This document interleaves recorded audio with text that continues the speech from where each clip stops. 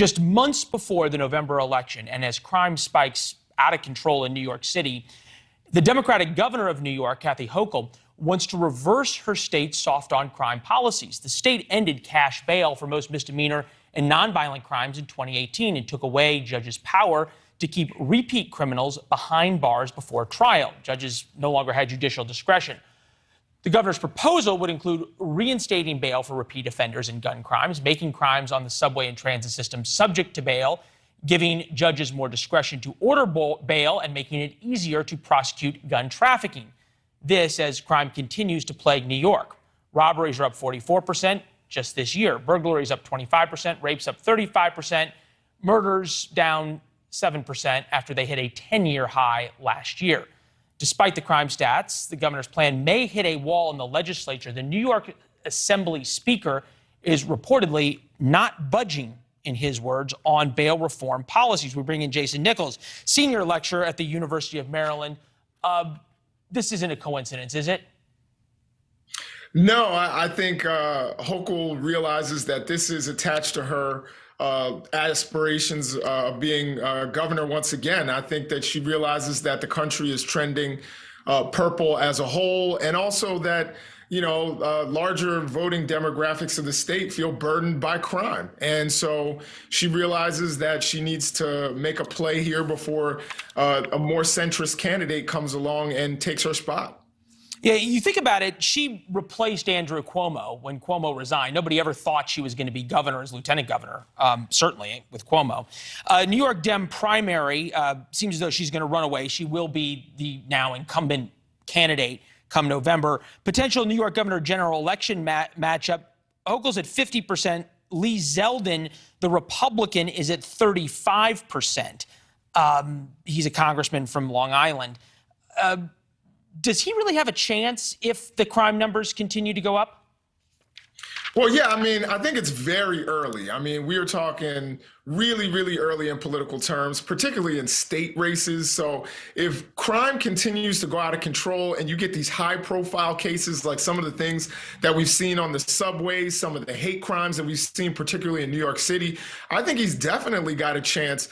New York is generally a reliably blue state, but I live in the state of Maryland and we've had a Republican governor for quite a while now. Larry Hogan. Yeah, right. That's a great point. And that was before any of these crime issues, certainly. You talked about the suspect accused of hitting an Asian woman more than 125 times in a Yonkers apartment building. He had 14 prior arrests, including 7 felonies. Bronx man accused of smearing his feces on the face of a woman at a subway station last month has more than 40 prior arrests. And after his arrest for this, he was released without bail. He was then arrested the next day on a separate hate crime incident. Okay, all of these are ready-made attack ads by Lee Zeldin. Does trying to change the bail laws even really enough of an inoculation for her? I think that it will give the appearance of being tough on crime. I personally will tell you that pretrial detention does not lower crime. In fact, according to the Stanford Law Review, it actually increases the likelihood of rearrest. So I don't necessarily think it's going to substantively change anything. But I think in terms of the perception of her making an action and being tough on crime, I think that it will be something that she can point to when they attack her and say that she's this soft liberal person who doesn't care about crime. Go back to what the Assembly head said, which is we're not budging, it's staying the way it is. There's a big progressive base that's just fine with the trade-off of these policies and higher crime. What are Democrats going to do about that? Yeah, I see, again, the one thing that we disagree on, Leland, is the premise that actually is what's causing crime. And, you know, there's been all this talk about progressive prosecutors and those being the people that is it just a coincidence?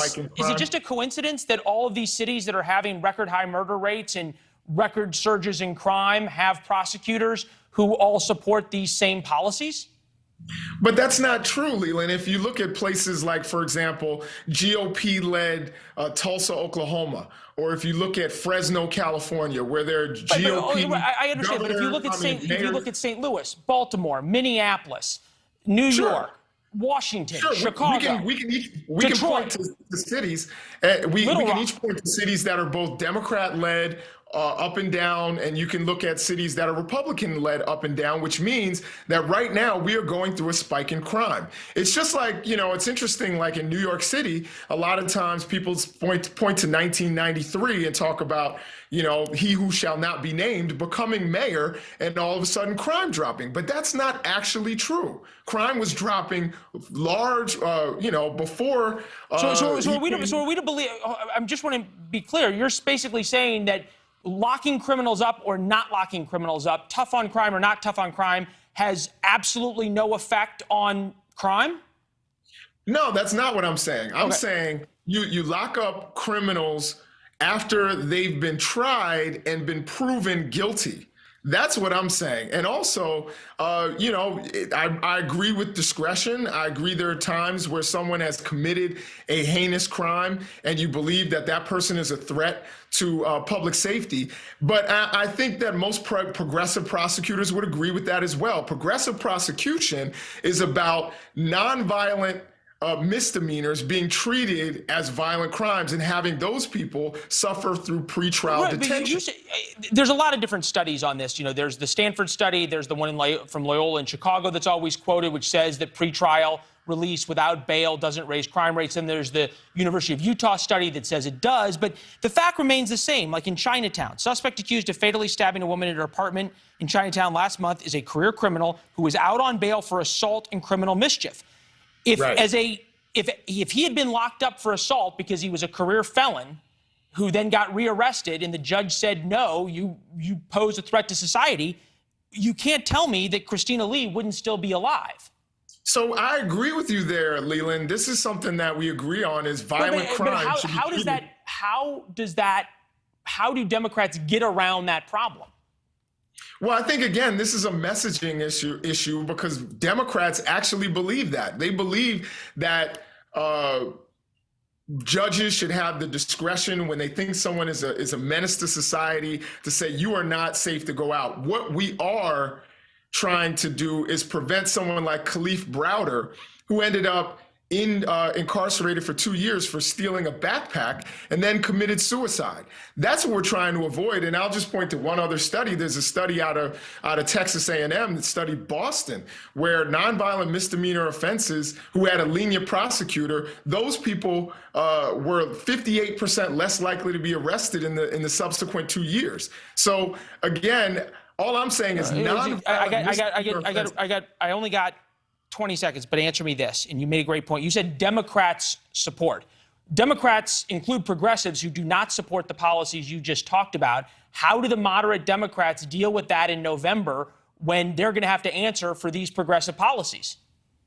Yeah, see, that's the thing. I'm a progressive, Leland, and I believe that I don't want somebody... How do we get these policies that you say you disagree with if you're a progressive?